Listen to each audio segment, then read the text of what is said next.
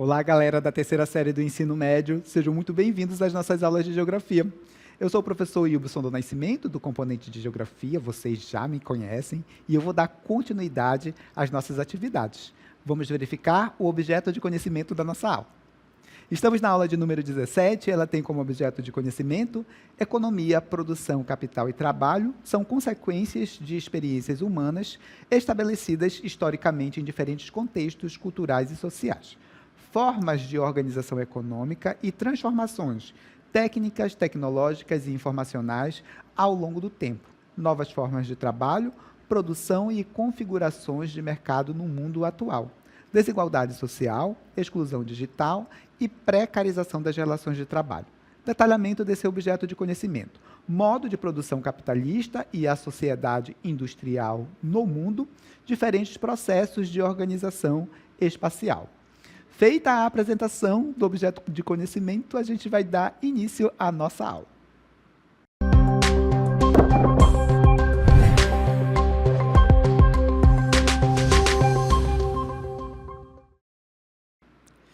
Bem, nesta aula nós vamos falar de sistemas econômicos ou modo de produção, como vocês queiram, tá? Nós vamos compreender ao longo dessa aula o que é um sistema econômico ou modo de produção. Nós vamos também sinalizar quais foram os principais sistemas econômicos ou modos de produção que nós tivemos ao longo da nossa história enquanto humanidade. E também nós vamos caracterizar dois importantes sistemas econômicos que ali disputaram durante um tempo a hegemonia, o controle, o domínio do espaço mundial. Mas nós vamos por etapas e, nesse primeiro momento, eu gostaria que vocês compreendessem a definição de sistemas econômicos ou modo de produção. Acompanhem comigo. Bem, sistema econômico nada mais é do que a forma como a sociedade organiza ali a produção, a distribuição, o consumo em uma economia em uma determinada época. Destaco também para vocês que os sistemas econômicos também são responsáveis por definir a relação que a gente estabelece entre nós, enquanto indivíduos, a relação que o homem estabelece com o meio ambiente também, e a forma também como vão se dar essas relações de trabalho, certo? Bem, no caso do modo de produção capitalista, por exemplo, a produção, a distribuição, o consumo estão organizados segundo a chamada lei da oferta e da procura, que daqui a pouco eu vou caracterizar melhor para vocês o que é, certo? Bem, neste momento, eu gostaria também de tratar com vocês sobre os principais sistemas econômicos que nós temos, certo? Eu vou destacar apenas alguns, certo? Que nós tivemos ao longo ali da nossa evolução enquanto sociedade. Nós tivemos o sistema primitivo, muito ligado ali na divisão do trabalho bem simples e na propriedade coletiva ali de todos, certo? Um exemplo são os povos originários aqui da Amazônia que se organizavam dentro desse sistema mais primitivo, certo? Temos também o feudalismo, marcado ali, baseado pela posse da terra ali, pelo senhor feudal, e o servo que trabalhava ali nessa terra. Foi muito comum na Europa, certo? E foi o sistema econômico que antecedeu o chamado capitalismo, certo? Falando em capitalismo e socialismo, nós vamos caracterizar, a partir desse momento, esses dois sistemas econômicos que eu quero pontuar aqui com vocês com mais clareza e também com mais ênfase. Acompanhem comigo. Bem, vamos falar agora de socialismo e capitalismo, entendendo que socialismo e capitalismo são dois sistemas econômicos, são dois modos de produção. A gente considera socialismo e capitalismo como sendo sistemas econômicos antagônicos. O que isso significa dizer, professor? Eles são opostos um do outro, tá certo? Enquanto o socialismo pensa na propriedade coletiva, o capitalismo, ele pensa na propriedade privada, por exemplo. Eles são antagônicos, o oposto um do outro, por assim dizer.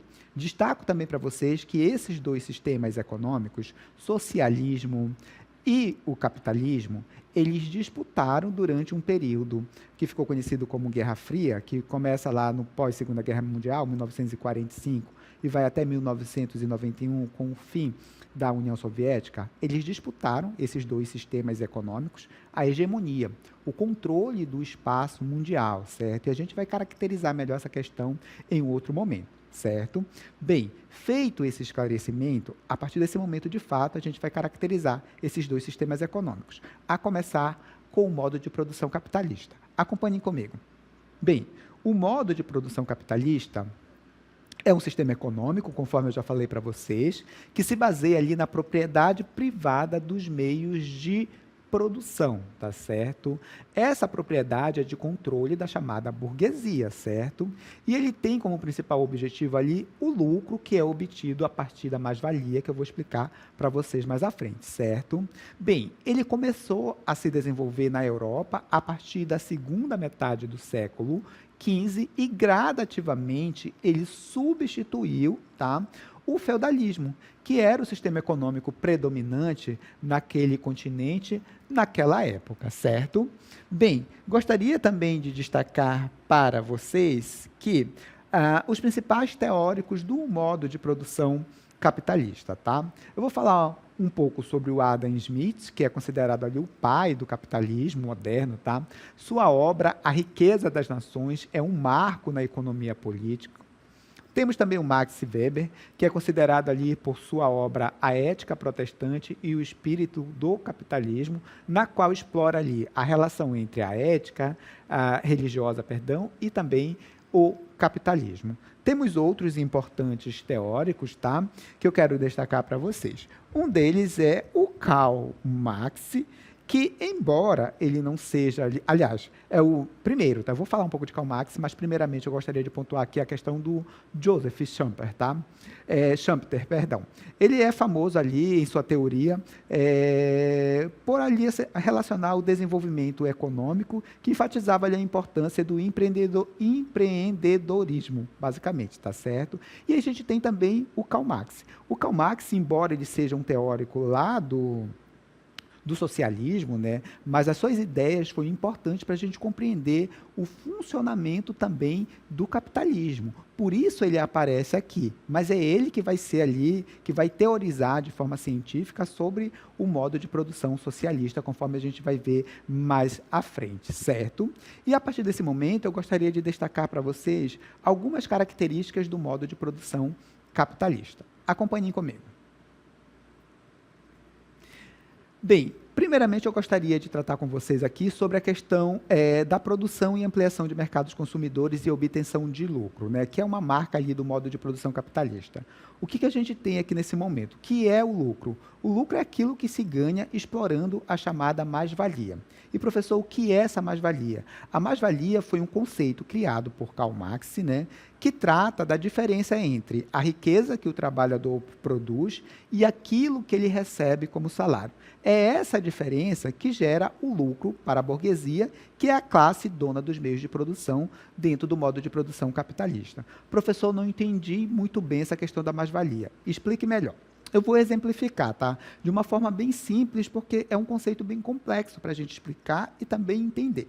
Mas eu acho que a partir desse exemplo vocês irão conseguir compreender melhor a questão da mais-valia. Pensem comigo. Você é um trabalhador e você recebe um salário de R$1.000. Só que o seu trabalho, esse salário é pago mensalmente, tá? Só que o seu trabalho gera R$10.000 de riqueza mensalmente. Então, você produz, através do seu trabalho, R$10.000 de riqueza e recebe um salário de R$1.000, tá? Vou reforçar. Você recebe um salário de R$1.000, tá? E você produz, ao longo de um mês, R$10.000 de riqueza. Bem, essa diferença entre o salário que você ganha e aquilo que você produz de riqueza, que nesse caso são R$9.000, é a chamada mais-valia, que vai para o burguês, o dono dos meios de produção. Deu para compreender? Bem, dando continuidade, eu gostaria também de destacar para vocês a questão da propriedade privada ou particular, que é uma marca ali do modo de produção capitalista. Então, a propriedade, ela é de um indivíduo, ela é particular, ela é do burguês. O Estado também pode ser o dono dessa propriedade, certo? Continuando, a gente vai verificar também uma outra questão que está muito relacionada ali à ideia da concorrência, certo? Dentro do modo de produção capitalista, as empresas elas vão competir entre si pelo mercado consumidor, certo? Então a gente tem ali uma certa competição ali para, obviamente, obter o mercado consumidor, para garantir o mercado consumidor para cada empresa.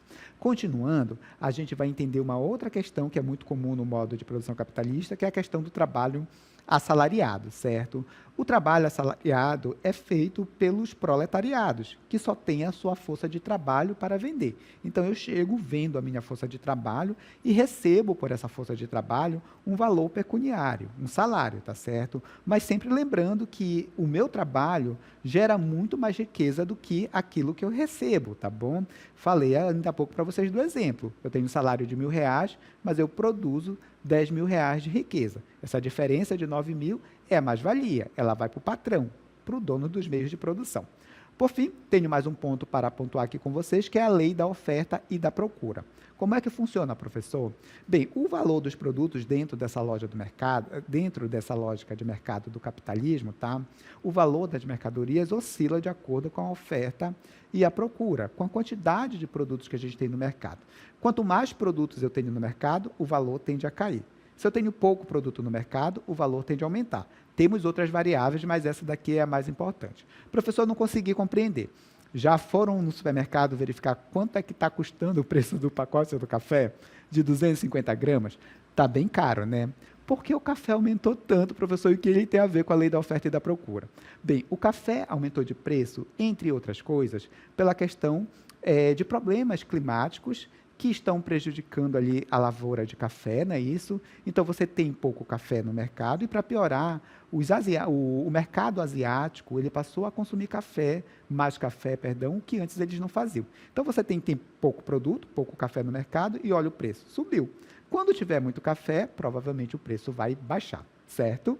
Bem, agora a gente vai falar de uma outra questão que envolve o modo de produção capitalista, que está relacionada ali às crises e expansões que envolvem o capitalismo. Acompanhem comigo.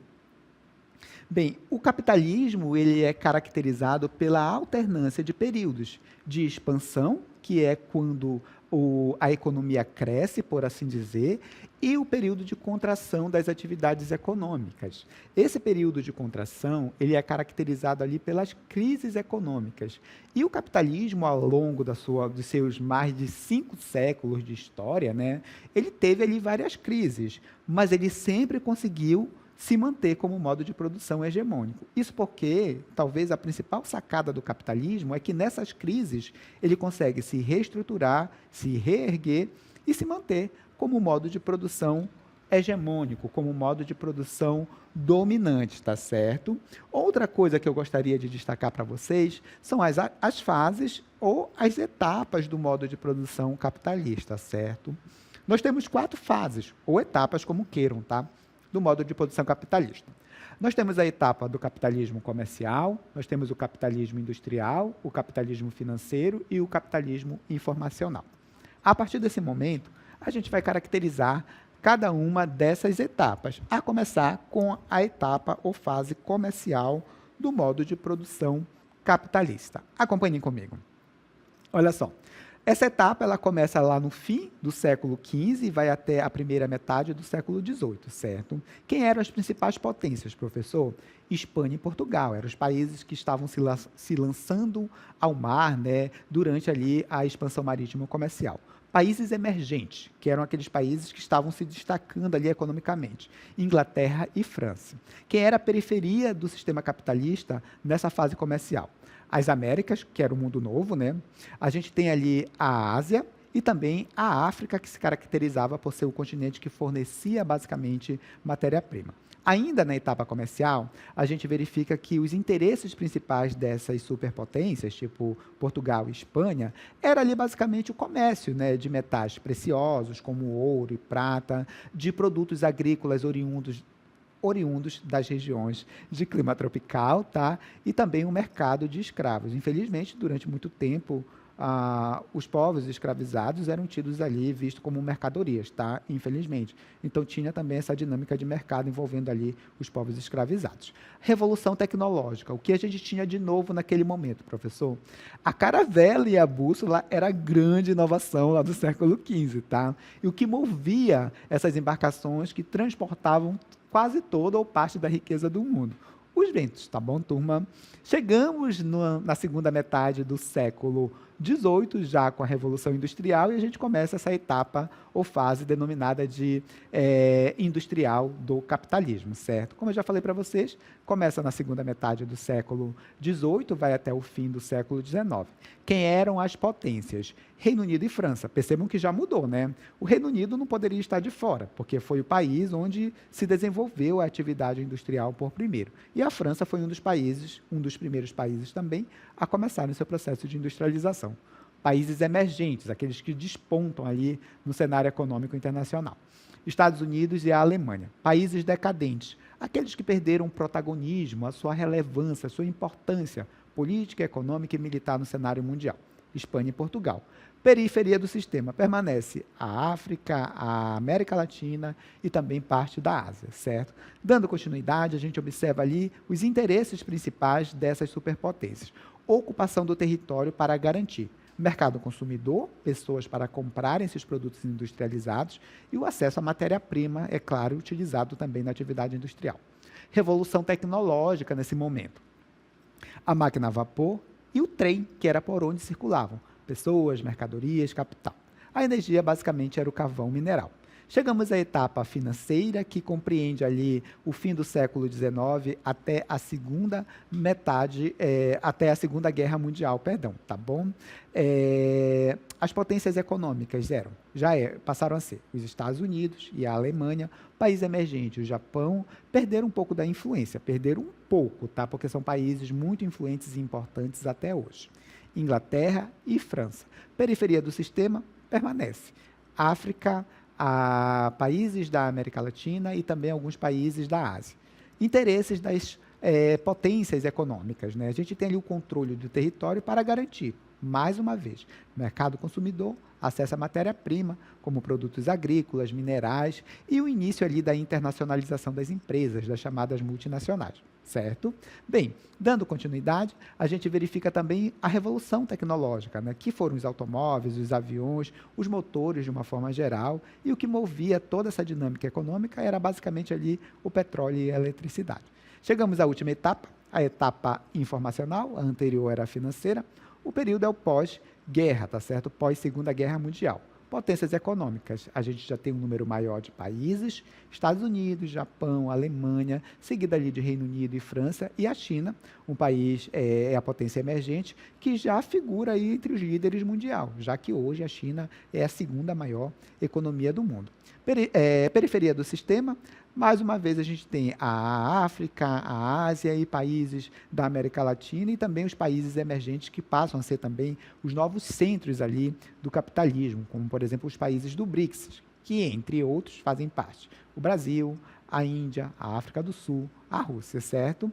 Bem, interesses, né, isso dessas principais potências, basicamente a aceleração ali da internacionalização das empresas multinacionais, o domínio do mercado mundial é um outro ponto importante para a exportação de mercadorias, serviços e investimentos, e a garantia de acesso ali à matéria-prima e energia, em especial pela China, que está em amplo processo de expansão. Revolução tecnológica. A gente tem ali os computadores, a internet, que marca essa etapa informacional, conhecimento técnico científico é importante e a busca por fontes de energia alternativas, em especial as fontes não renováveis. Tenho aqui um resumo caracterizando ali todo o modo de produção capitalista. Definição: é um sistema econômico baseado na propriedade privada, não é isso? Basicamente, eles buscam ali a obtenção de lucro. Como característica, a gente tem aqui a propriedade privada, livre mercado, acumulação de capital e divisão do trabalho. Classes sociais: a burguesia, proprietária dos meios de produção, proletariado, trabalhadores assalariados, quem vende a sua força de trabalho. Dinâmica econômica: oferta e demanda, a concorrência e os ciclos econômicos são importantes. críticas, desigualdade social, exploração do trabalho e crises econômicas. Eu acho que esses são os principais pontos aqui do modo de produção capitalista. E agora nós vamos tratar de um outro sistema econômico, de um outro modo de produção, denominado de socialismo, que também é uma doutrina política, econômica e filosófica que surge no final do século XVIII, olha, durante a Revolução Industrial. Esse é um ponto importante, tá? Se caracteriza ali pela ideia de transformação da sociedade através da tomada dos meios de produção, o controle dos recursos econômicos pela classe trabalhadora, que, segundo Karl Marx, toda a riqueza produzida, né, e gerada é feita ali pela classe trabalhadora e, segundo o próprio Marx, a ela tudo pertence, certo? Bem, dando continuidade, a gente tem também ali a gestão pública, ela é orientada, segundo a doutrina no modo de produção socialista, pelo princípio da igualdade. Então, a ideia é criar uma sociedade mais justa, mais igualitária, certo? E o socialismo surgiu durante a Revolução Industrial como um programa político das classes trabalhadoras, tá certo? Como uma forma de reivindicar os direitos da classe trabalhadora, certo? Nascimento do socialismo, como foi que ele se deu, professor? Olha só, o nascimento do socialismo está ligado ali a uma resposta às desigualdades e injustiças sociais geradas ali pelo surgimento da atividade industrial, certo? Então, o socialismo ele se desenvolveu ali como uma crítica à exploração do trabalho e à concentração de riqueza nas mãos de pouco, nesse caso, da classe burguesa, certo? Outro ponto importante são os pensadores ali como Marx e Engels, que fizeram uma análise histórica tanto da economia e deram a base teórica ao socialismo. Inclusive, são Marx e Engels que são responsáveis pelo chamado socialismo científico, tá certo? Dando continuidade, a gente observa que a organização dos trabalhadores em sindicatos e em partidos políticos impulsionou o surgimento e também a propagação dessas ideias socialistas que não eram bem vistas pela classe burguesa, certo? Continuando essa análise, a gente observa que o socialismo, ele propõe, pelo menos em tese, do ponto de vista das ideias, tá? Que a gente tem ali uma sociedade mais justa, mais igualitária, mais equitativa, onde os recursos, eles são ali para toda a sociedade, por assim dizer, são distribuídos de forma mais equitativa, de forma mais igual, certo? Principais teóricos do socialismo. Acompanhe aqui comigo. A gente tem ali o Karl Marx, tá certo? Que juntamente com Friedrich Engels fundou o chamado socialismo científico, conforme eu já falei para vocês, baseado ali em um método científico que faz crítica ao capitalismo e proporciona ali um programa político de libertação da classe trabalhadora, tomando ali os meios de produção. Friedrich Engels também trabalhava nessa perspectiva, né, entendendo o socialismo ali como científico e que contribuiu também significativamente para o desenvolvimento da teoria marxista, ajudou Marx ali a teorizar sobre, sabe? A gente tem também o Robert Owen, que foi ali o criador do socialismo utópico. Temos também o Saint-Simon, que trabalha nessa mesma pegada do socialismo mais utópico, e o Charles Fourier. Então, basicamente, eles têm essa pegada mais utópica do modo de produção socialista, certo? Bem, esses são ali os principais teóricos do socialismo, e a partir desse momento a gente vai entender um pouco as características gerais do socialismo, certo? Então, nós temos ali, no socialismo, os meios de produção são propriedades ali do Estado ou da comunidade de uma forma geral. Ao contrário, no socialismo, tá? Ao contrário do capitalismo, onde a propriedade é privada, certo?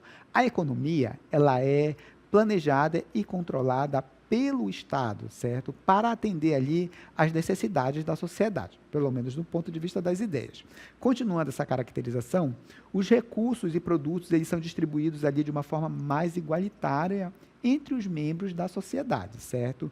E o trabalho, ele é visto como uma contribuição para benefício de toda a sociedade e não de uma classe, da burguesia, no caso do capitalismo, né? Ou de um indivíduo especificamente, certo? Bem, qual é o objetivo, professor? Eliminar essas desigualdades que são provocadas pelo modo de produção capitalista, certo?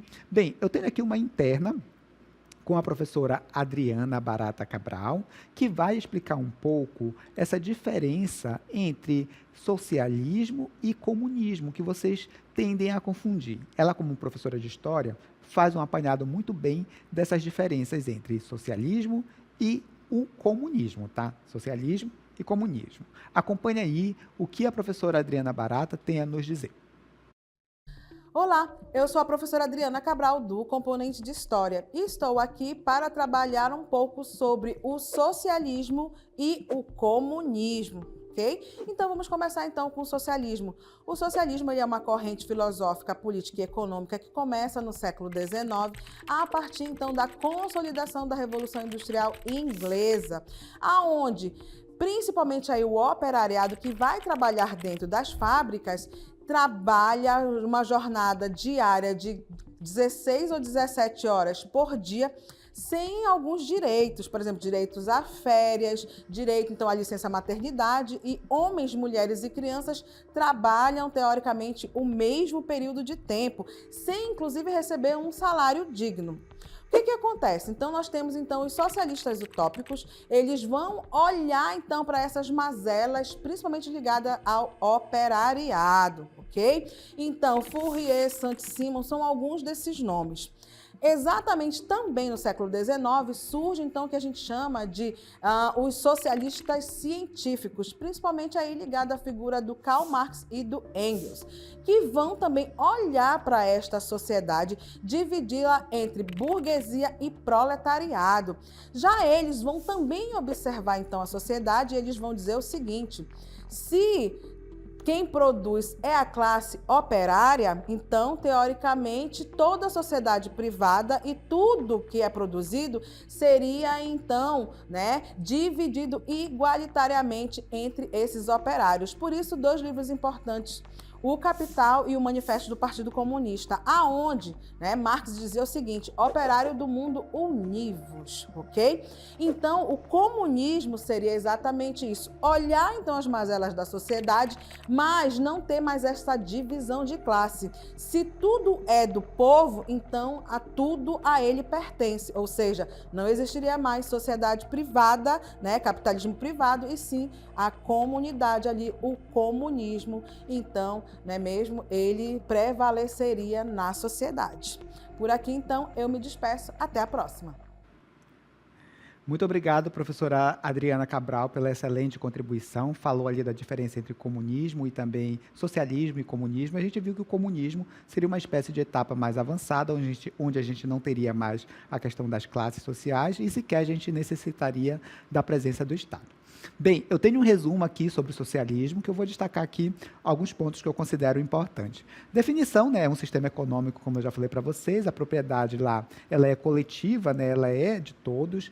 Característica: planejamento central na mão do Estado, distribuição ali equitativa das riquezas entre a sociedade e eliminação da exploração. Objetivo: chegar à igualdade social, satisfazer ali as necessidades básicas da população de uma forma geral e ter um desenvolvimento mais sustentável. Exemplos, tá? A União Soviética, Cuba e China. Eles tinham tendências socialistas, tá? Mas, de fato, o que aconteceu em países como Cuba, por exemplo, foi que esses países acabaram virando ali ditaduras, certo? Críticas, tá? A gente tem ali a falta de investimentos por parte do Estado, burocracia excessiva nesse processo, dificuldades econômicas por não investirem ali na modernização do parque industrial. Ainda tínhamos também ali a presença da corrupção, certo? Eu acho que esses são os principais pontos. E a partir desse momento aqui, eu gostaria de falar para vocês sobre o mundo dividido entre esses dois sistemas econômicos, o mundo dividido entre capitalismo e socialismo, tá? A gente vê aqui em verde os países capitalistas, em vermelho os países socialistas. Durante a chamada Guerra Fria, que começa lá no pós-Segunda Guerra Mundial, em 1945, mais ou menos, e vai até 1991, com o fim da União Soviética, socialismo e capitalismo brigavam entre si para ter o controle, a hegemonia do espaço mundial.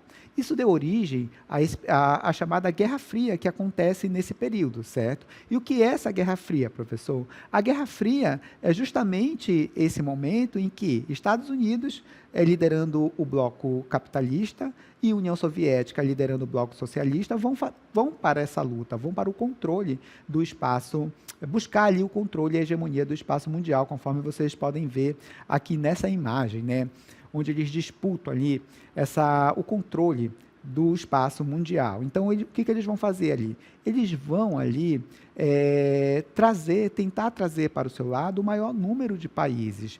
E o nome Guerra Fria está ligado ao fato dessas duas superpotências, Estados Unidos capitalista e União Soviética socialista, eles nunca terem se enfrentado de forma direta, tá bom? Mas eles financiavam os conflitos regionais com o propósito de trazer para si um número maior de países, e eles sempre se colocavam ali, tentavam se colocar como superiores. Foi assim com a corrida armamentista, com a corrida também aeroespacial, certo?